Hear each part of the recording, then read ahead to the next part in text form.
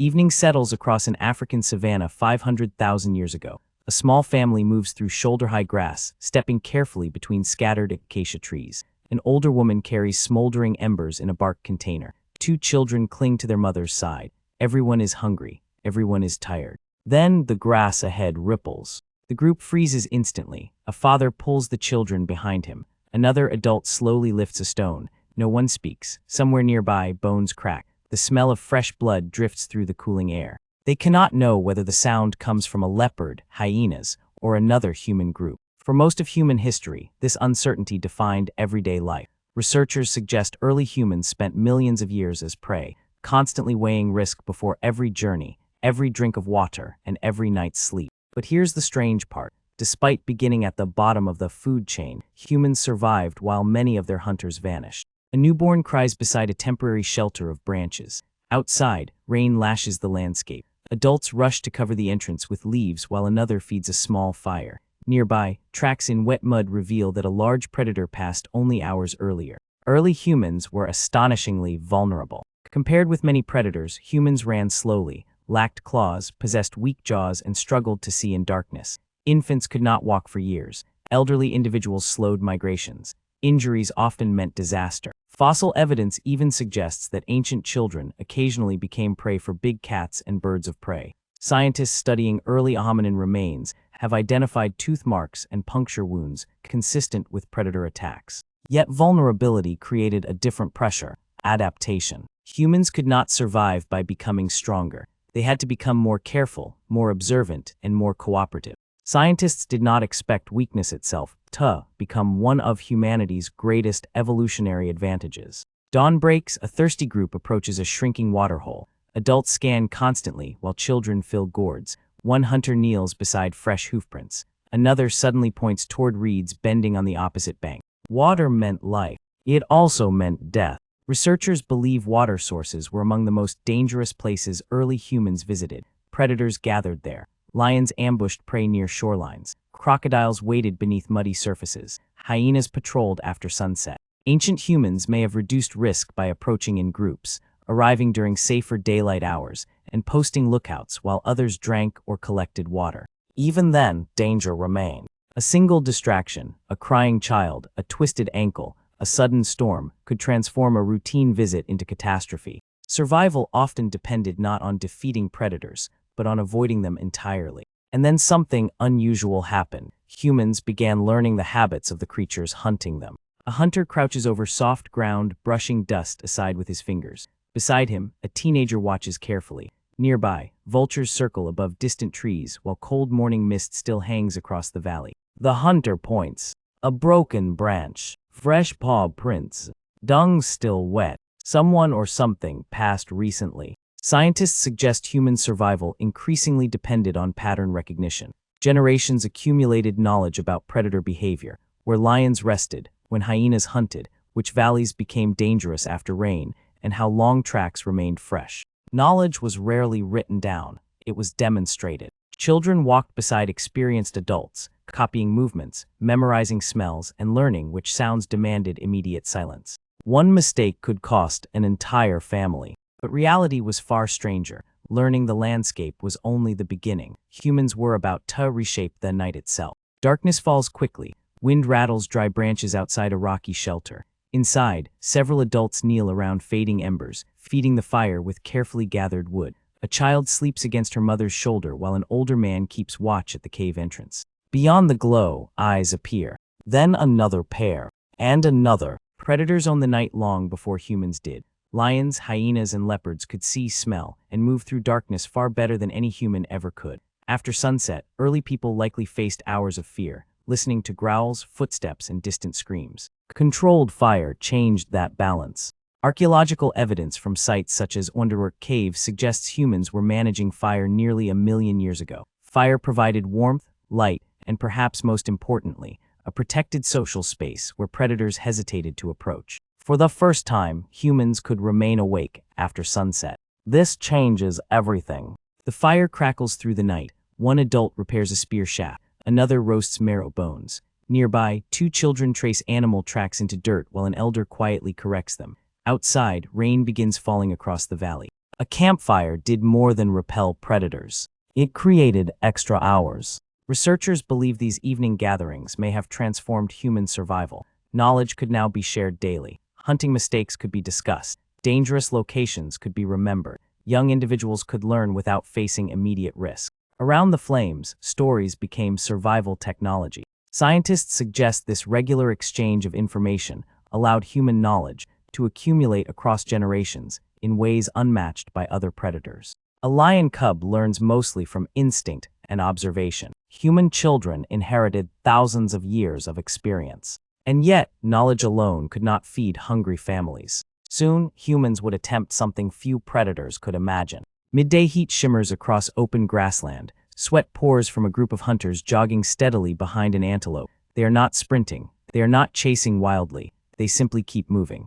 Hour after hours. The antelope bolts, stops, pants heavily, then runs again. The humans continue. One hunter stumbles, rises, and keeps jogging. Another passes water to an exhausted companion without slowing. Humans are poor sprinters, but they possess remarkable endurance. Scientists believe some ancient groups practiced persistence hunting, slowly exhausting prey over many hours. Sweating, upright posture, and efficient long-distance walking may have allowed humans to remain active in heat that forced many animals to rest. The hunt demanded extraordinary cooperation. Losing sight of the prey, running out of water, or suffering injury could doom everyone. Wait, what happened next? The same teamwork used against prey would eventually be turned against predators themselves.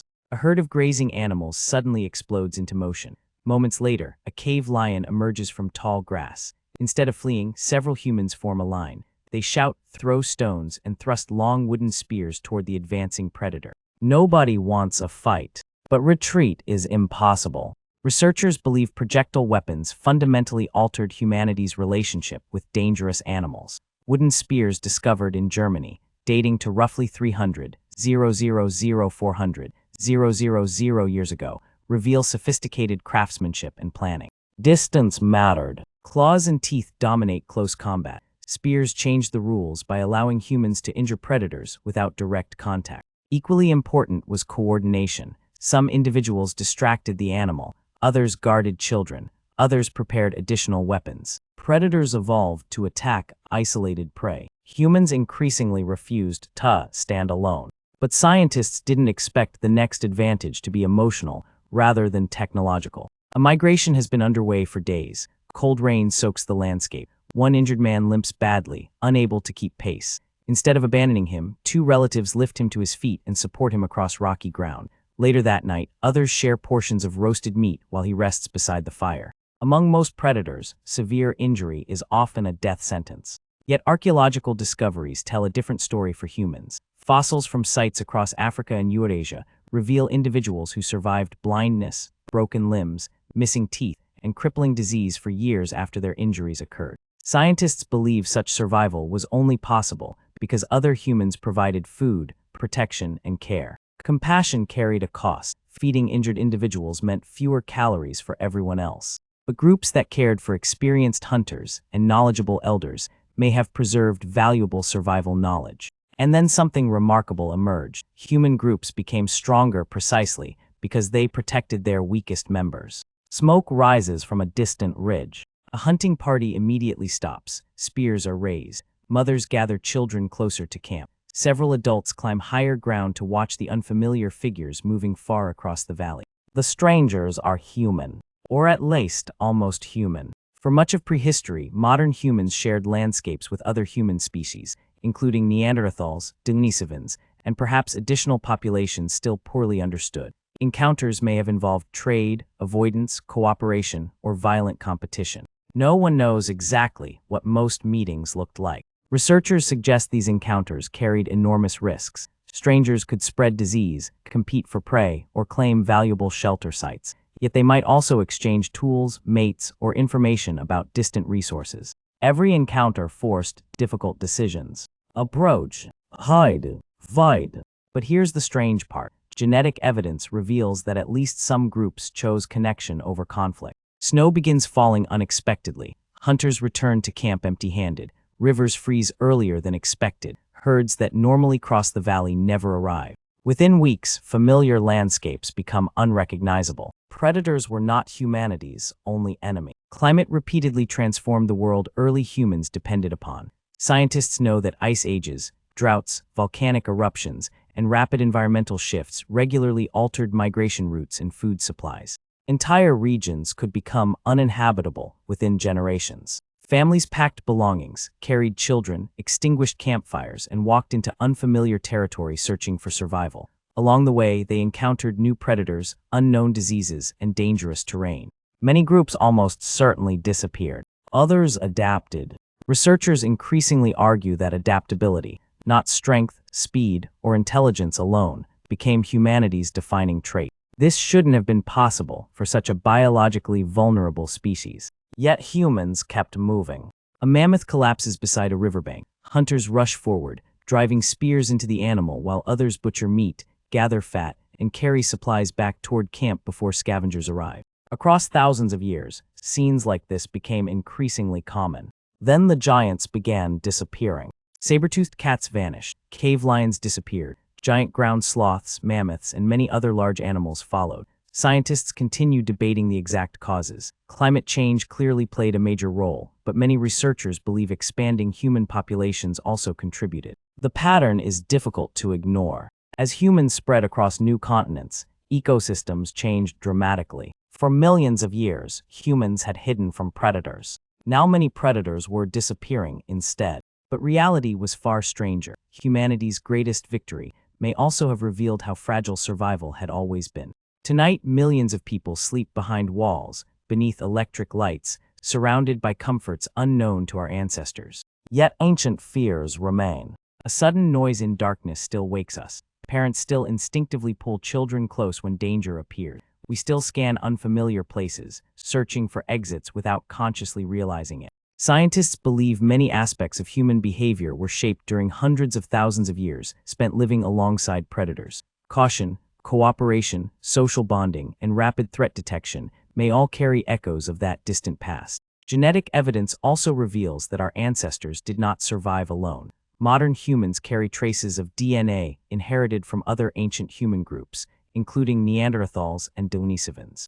Our survival story was never simple. It was a tangled history of migration, loss, adaptation, and connection. And then something unusual happened. The species once hunted across every continent became the planet's dominant predator. Imagine returning to that ancient valley at sunset. The tall grass still moves in the wind. Predators still stalk the waterholes. Night still belongs to creatures with sharper teeth and better senses. But one thing has changed. The small family crossing the grass did not vanish.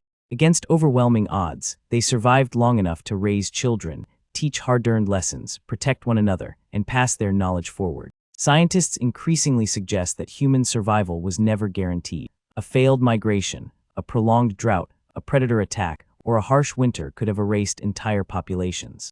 Many human groups did disappear. Ours did not. Perhaps that is the most remarkable part of human history. We were not the strongest animals. We were not the fastest. We simply learned, generation after generation, how to make tomorrow slightly more likely than today. And over millions of dangerous years, that was enough.